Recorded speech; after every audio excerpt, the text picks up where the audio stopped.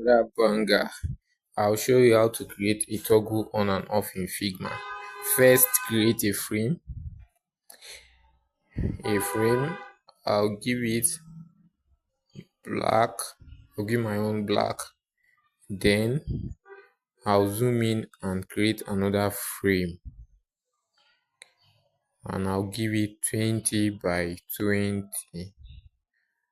Then I'll give it a radius of 20 also, and add a fill. Then I'll zoom in or give it a green to show an active state. Zoom in and shift A twice to add auto layout. And for up and down padding, I'll give it 2. Go to individual padding.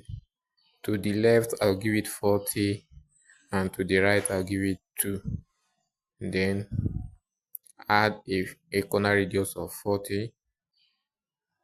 Then click and add fill. So with this, I'll duplicate it into 2,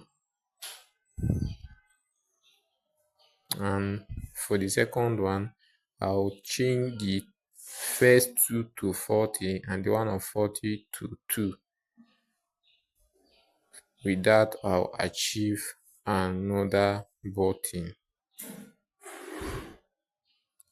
So I'll select that one and change the background color to something white, but not actually a white, close to white.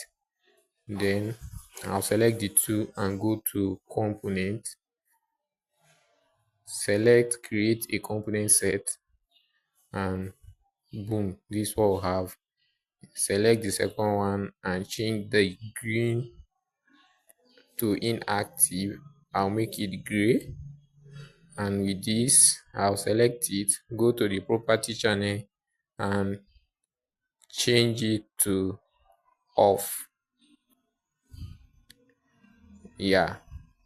Off.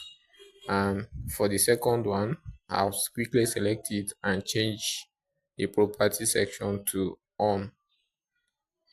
So with that, we can now grab the second one out and test our prototype.